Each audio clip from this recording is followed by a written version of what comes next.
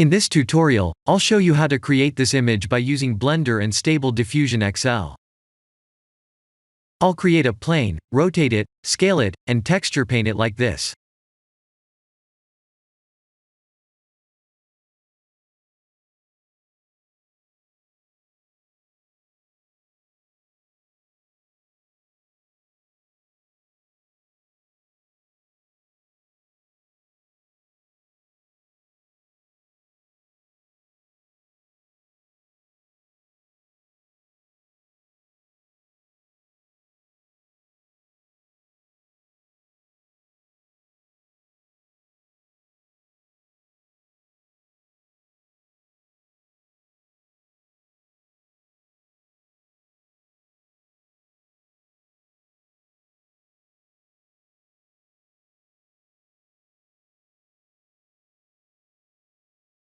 Please render the image and import it in Stable Diffusion.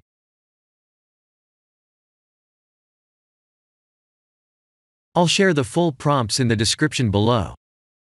Please set the preprocessor to none, and select the correct depth model.